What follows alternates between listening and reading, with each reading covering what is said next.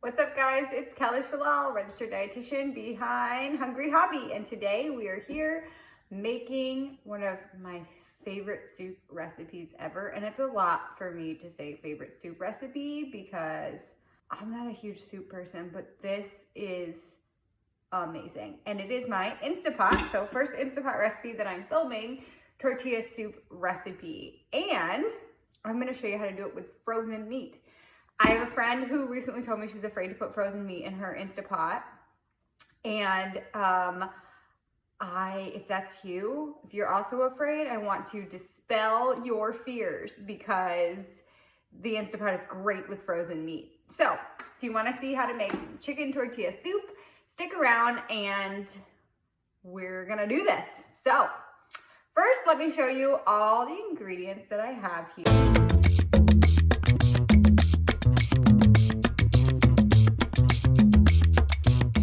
First thing I have is 2 pounds chicken thighs. Now these are rock solid frozen. On the blog I use frozen chicken breasts. I would actually prefer frozen chicken breasts in this type of recipe. The chicken thighs are just going to be a little fattier, which is fine. It's just what I have on hand. Either way, you can do it from rock solid frozen. You can also follow the instructions as is if your meat is not frozen, but about 2 pounds is what we want. So I'm actually going to stick these in my Instant Pot first. Now I have a 6-quart Instant Pot. It's not ginormous, so there's some tricks to get everything I want in this soup in it, and I'm gonna talk about that as we go. All right, so now I've got that frozen meat in there, and the first thing I'm gonna do is pour in some, I should probably shake this. Watch it like explode everywhere. All right, this is chicken broth. So I'm gonna pour that in 4 cups, which means the whole thing if you have a 32-ounce box. All right, the next thing is 1 jar of enchilada sauce. I got the Trader Joe's brand this time. Trader Joe's brand is not gluten-free, so if you need a gluten-free enchilada sauce, I usually get mine at Sprouts. They have some there. So, but if not, you can use whatever. I'm gonna dump that in. And then 1 can of the 2 that I call for in the recipe of fire roasted tomatoes. This to give it a stir a little bit. Now I'm gonna save the other can until after. See, I didn't even open it. And for 2 reasons. 1, I'm about to hit, or I will hit by the time we're done here, this PC pressure cooker max line, and we don't want to go above that. So that's number 1. Number 2, saving these already cooked tomatoes till later and adding them in after everything is cooked will cool down the soup fast so we can eat it. So there's the thing. I'm also going to do the same thing with black beans. Now there are 2 cans of rinsed black beans in this bowl, and I'm going to do about half of them and probably save the other half till after, once I add my onions and stuff in. So they're already cooked, it's whatever. And you don't have to by any means. You could skip the 2nd can of tomatoes and the 2nd can of black beans and not add them in after. That's up to you. But I had a pretty giant onion that's gonna fill this up right now. So I've got a chopped onion here, which is why I look crazy, because anytime I chop onions, I like cry and my eyes tear up like crazy. I'm gonna dump these in next. I could have sauteed these before I put anything in, but I don't think it's necessary. Every time I make this recipe, I don't do that, and the onions cook just fine. They taste bomb in the soup. So, and then I've got 1 diced jalapeno here, deveined and de-seeded. If you like things super, super spicy, you can keep the seeds and the veins in. Mr. Hungry barely tolerates jalapenos, so I'm lucky I even get to add them in. I'm gonna put those in. And next I've got 2 cans of green chilies. And last but not least, 2 cloves of minced garlic. A little stir. So I'm right about at that max line. So that's as far as I'm gonna go with adding stuff. I'm a little bit under, so I could push it a little bit and add just a few more of my black beans. Actually, I can add them all. But now I'm at that max line. So just depending on where you hit, and that's gonna depend on like how much meat you have, if you're closer to 2 pounds or whatever. But I was able to add all the black beans. But you can add them after if you can't add all of them all. But you really do not wanna go over your PC max line. The PC max line in some Instant Pot models is hard to see, and mine, it's very, very easy to see. In fact, you might even be able to see it without me even moving the camera here. It's right there, and it's literally right, there's PC max, and then there's 2/3 full, and I'm right at the 2/3 full line, which is where that's good enough, okay? So next thing that I'm gonna do is grab the lid, because I don't have it, and then we'll talk about how to cook this bad boy. Okay, I got the lid. So I'm gonna put my lid on.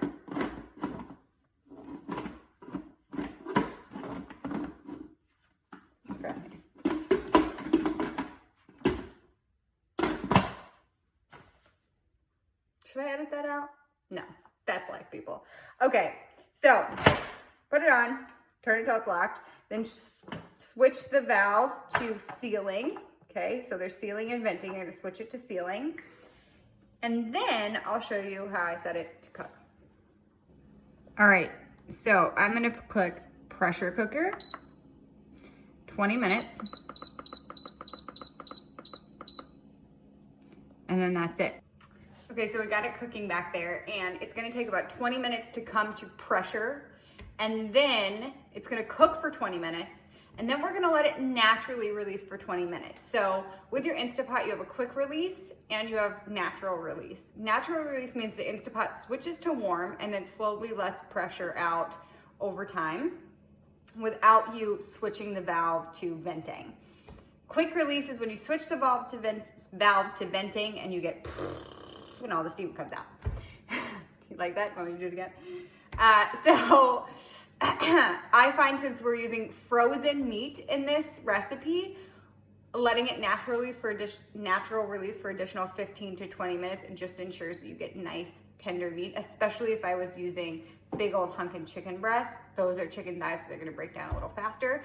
If you are using fresh chicken breast or fresh chicken thighs in this recipe, you likely do not need the last 20 minutes of letting it naturally release for another 15 to 20 minutes. You can just switch the valve to quick release, to venting, and let it quick release and move on with the recipe that way. But if you use frozen meat like I am, then you will likely need to let it naturally release for 15 to 20 minutes.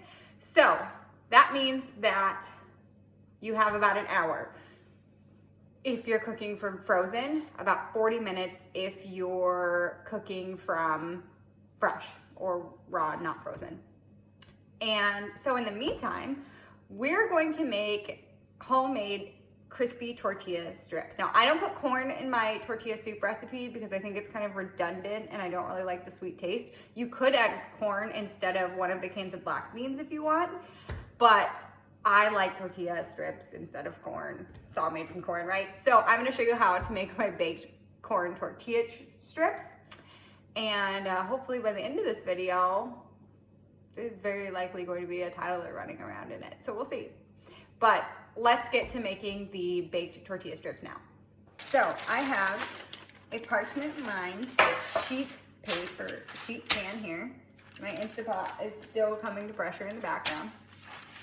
And I'm gonna take this parchment paper and spray it with some cooking oil.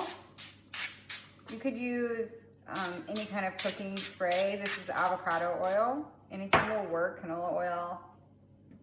Olive oil might be, depending on the type you get, might be too not high of a smoke point enough for the 400 level that we're gonna put in the oven, but avocado oil or canola oil should work. Okay, now I have my tortillas, which I actually just defrosted from the freezer. So you can use frozen as long as you defrost them in the microwave like I did. And I'm gonna cut strips that are about 1/4 inch thick. So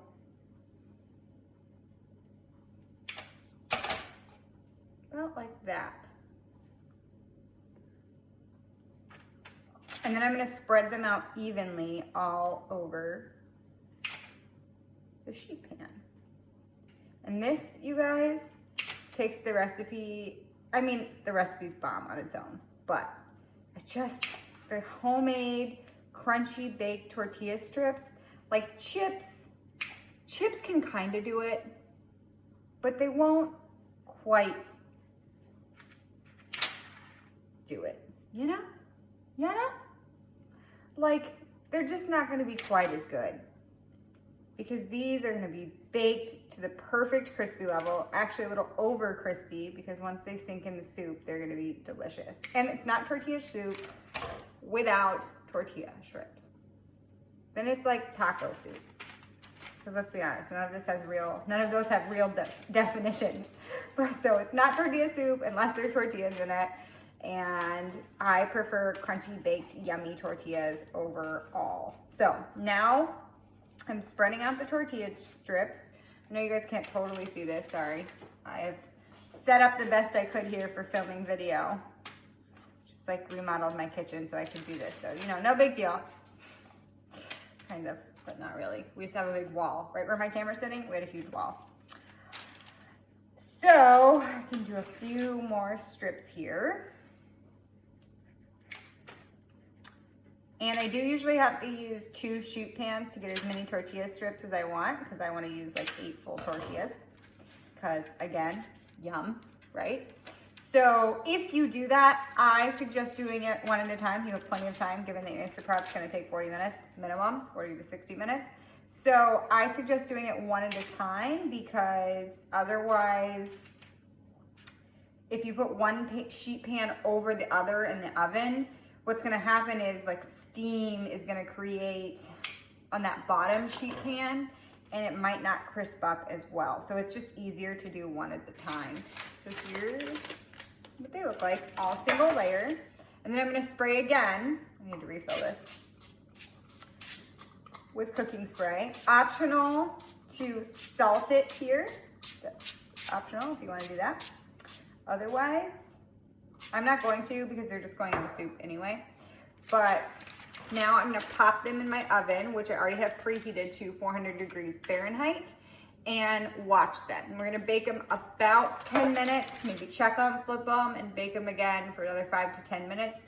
So each batch will take, depending on your altitude and how stale your tortillas are, etc., somewhere between 10 to 20 minutes to crisp up.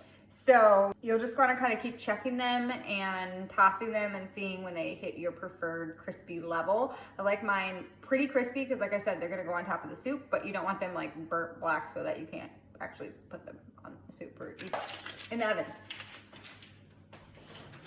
Okay, so it's been naturally releasing for 22 minutes. So when it counts up, so it'll count down from 20 minutes and then back up to 20 minutes. I had to get baby situated for food. So you might hear him in the background. Probably will. But now it's been going up for 22 minutes. So it means it's on warm and been naturally releasing for 22 minutes. But it's probably still going to have a pretty big release when I switch the lever right now. So I'm going to hit venting. Yeah. And I'm going to switch it to venting and then let it fully release before I take the lid off. All right, so now it's fully released and I took the lid off. Now I'm gonna fish out the chicken thighs. And chicken thighs are gonna be a lot more tender than chicken breasts are, so I could almost shred these like in the Instant Pot here, but I'm gonna show you what I would do with chicken breast. Or see, that's just so tender, it's falling apart. So with chicken breast, I would pull the whole thing out and then onto a cutting board and then shred it. So basically that's what you want to do is pull all your meat out, or if it's super tender chicken thighs, then it's just going to shred just like as you pick it up. But if it's tougher chicken breast, you'll shred it and then put it back in the soup. And then I'll show you what to do next as soon as I have all of this shredded. All right, so I shredded all the meat and I added it back in to our soup. Last thing we have to do is add that last can of fire roasted tomatoes in. This is gonna help cool it down so we can actually eat it. And like I said, then we're not adding too much when we're cooking it and going above the PC Max line. Okay, so now I'm stirring that in. It smells and looks amazing. Baby's still awake, you can hear him screaming, not sure. But anyway, so good. I'll give you a close up in a second, but it's literally, it smells so good. I'm putting it in my cute little bowls. But you know, when this video is over, I'm gonna put it in a big, giant bowl and just go to town. But I put it in a cute bowl for you guys. So let me flip this so that you can see everything I wanna put in it. So here's a close up of the soup. So freaking good, even on its own. And here's my little bowl. So I'm gonna add some sour cream. Got to add cheese. And then I also have avocado slices here. Some cheese. My camera stand out of the way. Some green onion. A little bit of cilantro. And our tortilla strips.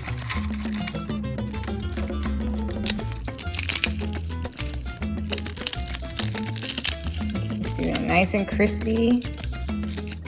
Perfect. Just stir on in there.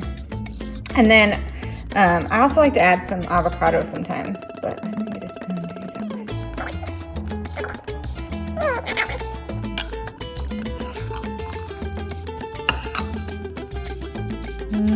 So many veggies and oniony and tortillas.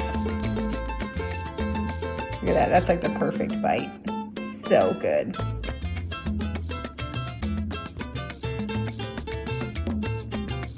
All right guys, so that's it. That is my Instant Pot Tortilla Soup using frozen or fresh chicken breast or chicken thighs. And I hope you enjoyed this video, and I hope to go home and make this soup because it is freaking delicious. And it's time for me to sign off and go do the whole bath time routine, and then I can eat my soup when baby's down. There's the dog trying to get things off the counter. It's my life. I hope you guys enjoyed this video, and make sure to like, share, follow, all those things if you did, so I can keep doing more cooking videos if those are the things that you guys want to see. So enjoy and have a wonderful day, night. Bye guys.